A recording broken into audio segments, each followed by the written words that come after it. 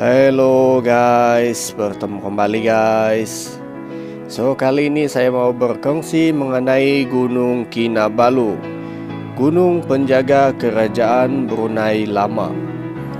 Gunung Kinabalu atau nama aslinya adalah Nulu Nabalu, juga disebut dengan nama Pogoluan dan Gayongaran oleh suku kaum dusun di Sabah.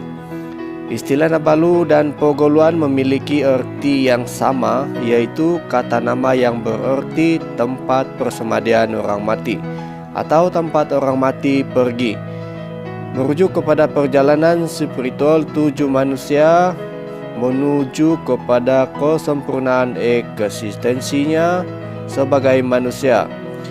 Proses ini disebut mengoldu oleh kaum dusun, yang berarti roh yang bergerak ke suatu tempat.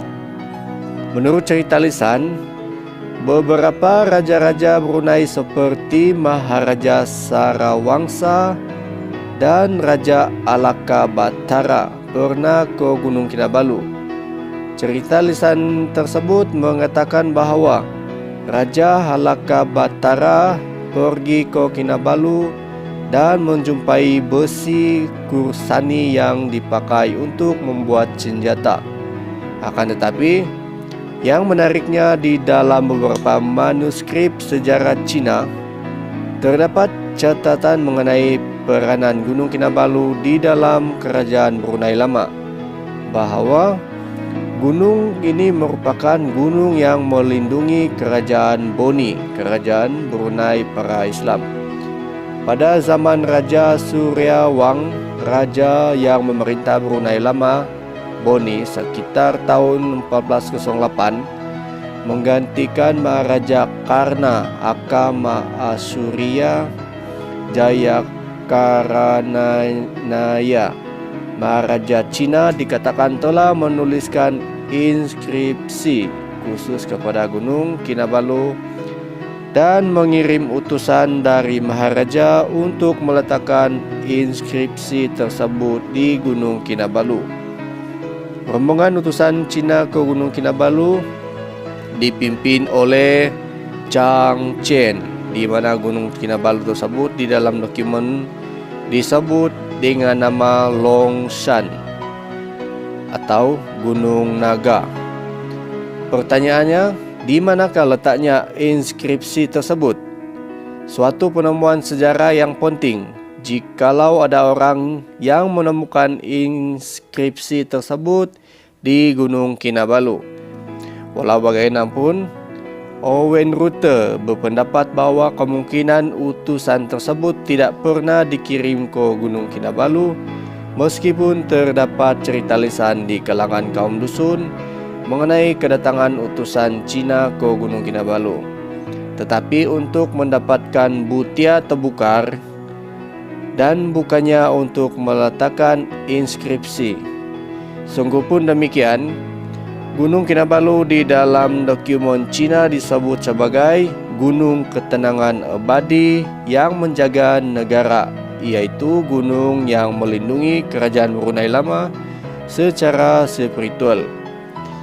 Gunung Kinabalu sejak sekian lama dianggap gunung keramat dan suci bagi kaum dusun, di mana mereka menganggap gunung tersebut tidak hanya sebagai pusat spiritual mereka, tetapi juga sebagai pusat dunia.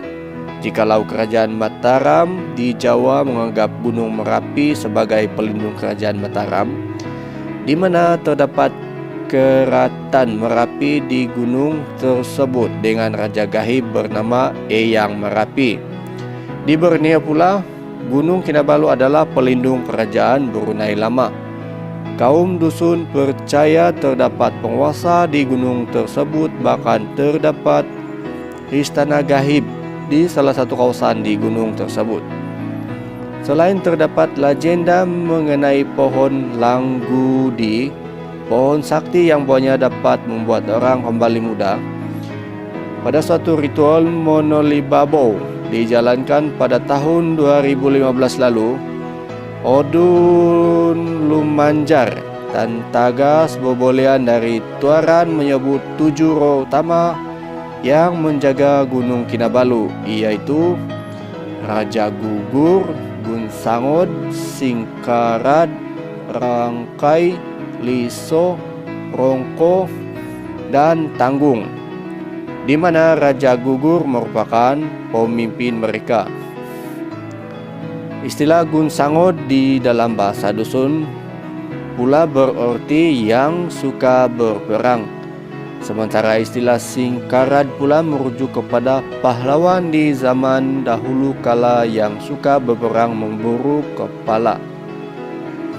Sampai hari ini, ritual monolob dijalankan oleh kaum dusun di Bundu Tuhan dan Kiau untuk para penjaga Kinabalu bagi memohon keizinan supaya pendaki dapat mendaki Gunung Kinabalu.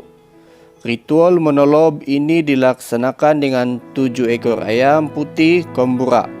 Selain 7 helai sirih daing, rokok, daun, kirai, pinang muda, lunggus tomulok, tembakau, sigup, garam, tusi, beras wagas, dan komburongo.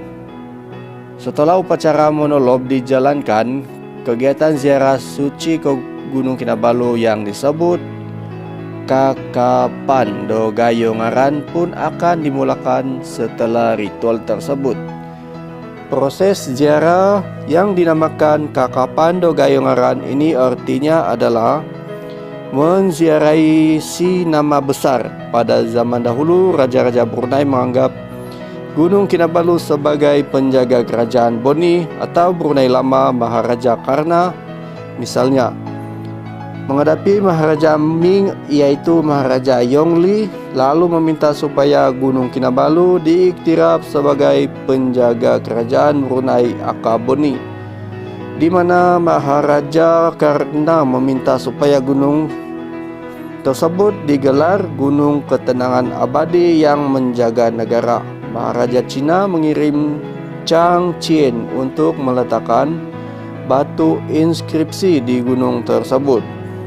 Walaupun menurut rute utusan tersebut kemungkinan tidak pernah sampai ke Kinabalu dan meletakkan inskripsi batu ke Gunung Kinabalu, akan menjadi satu sejarah Sabah yang terpenting sekiranya inskripsi batu tersebut didirikan di kota di Kinabalu oleh Chang Chien. So, demikianlah perkongsian pada kali ini. Terima kasih guys. Jangan lupa subscribe, like, dan komen untuk penambah kebaikan dan pengetahuan kita bersama. Terima kasih.